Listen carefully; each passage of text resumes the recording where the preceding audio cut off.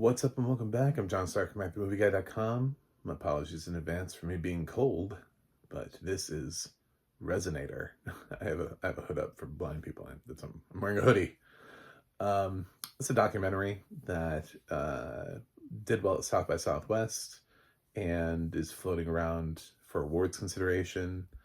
Um, and it's just sort of a really interesting look at things. it's it's very much like a love letter from a daughter to a father of like this um life that uh I got the impression at least that the daughter and father had been alive at the same time, and she knew her father at least from a young age, but there were like unanswered questions, things, sort of left behind. And then comes in this resonator, which is just, a musical device. And she's talking about her father's career in music and all the people that he got to work with. And a resonator is like a synthesizer. It's like how it's creating all these interesting and new sounds for the beginning stages of music, and the stuff that she uncovers. But she uncovers not just through this device and having people look at the device itself, but also sort of through her family's history. There's this like letter that her dad wrote. So it's a very interesting way of unpacking the life of your family, I should say, like in documentary form. Um, I think at some point she aged herself in the movie as being only like 25. And I was like, this is a really solid documentary for a young filmmaker to make. And a very personal one too, to share and to turn their life, to turn this little interesting part of their life into a feature documentary. And to have sort of this interesting hook where your dad was a musician, and you have this ancient version of a, not ancient, but that makes it sound like it's some sort of Egyptian relic,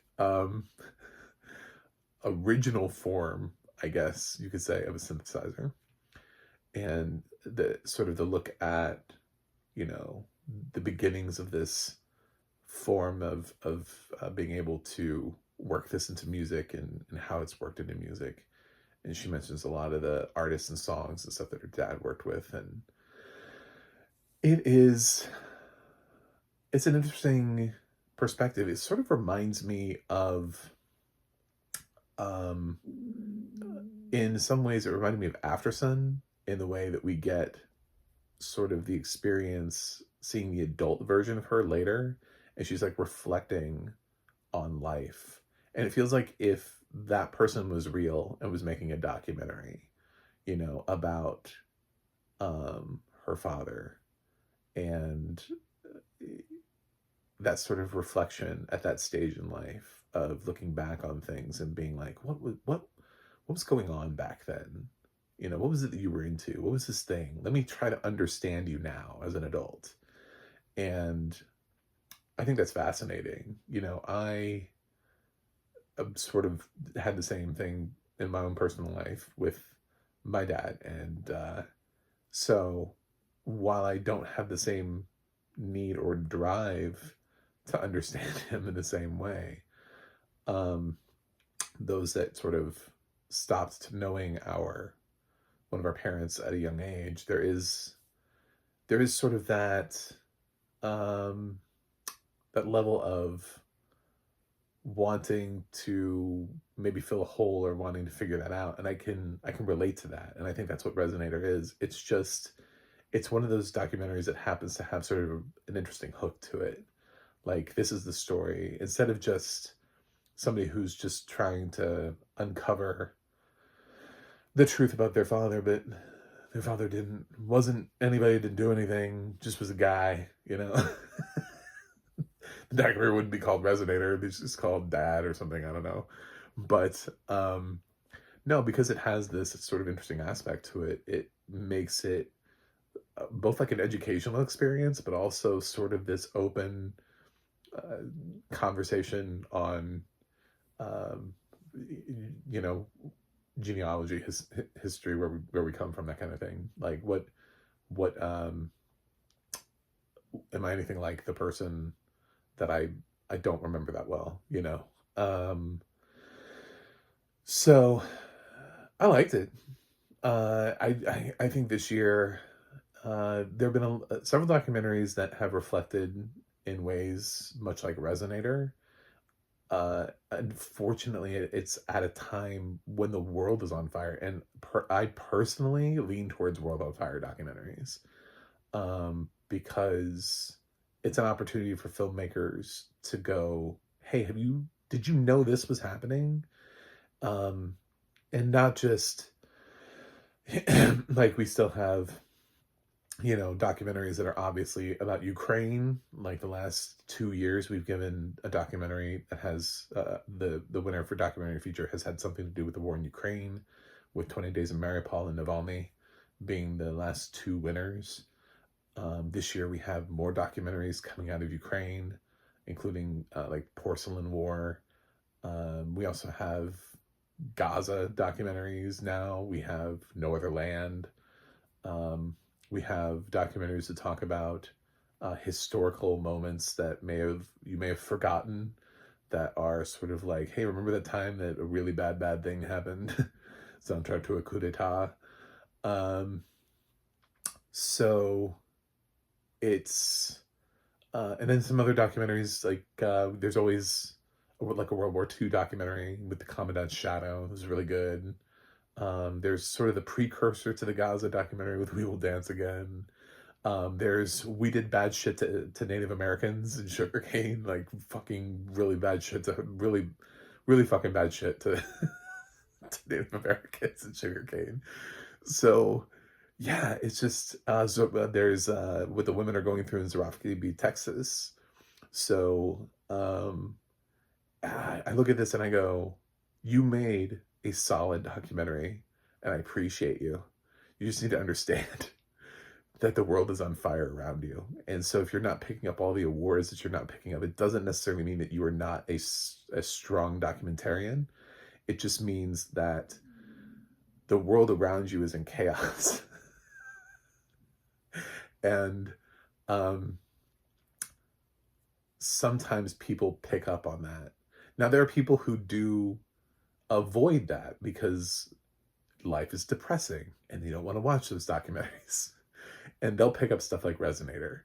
But I'm just being really honest. I always give my biases and let you know where I lay with movies. While I respect the hell out of Resonator, I also think that there are movies at a time where it's like, damn. There are even films that are like sort of tangentially tied to things when the world was on fire, like Nathanism, that are sort of interesting, that fall out of that and have a story that comes out of that. So it's been a very interesting year for documentaries. You have social justice documentaries also too, like Daughters. Yeah, you have disability documentaries like Super Slash Man, Of Love and Life, Patrice. I'm not including Blink. I don't care. I'm just not doing it. So yeah, I thought Resonator was a nice documentary.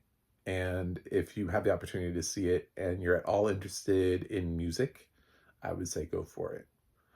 Because it's probably where it leans the most. I mean, there are lots of documentarians make sort of personal journeys, but this one leans more musically than anything else. Just like it's another documentary I saw this year. Much Ado About Dying leans sort of more theatrical.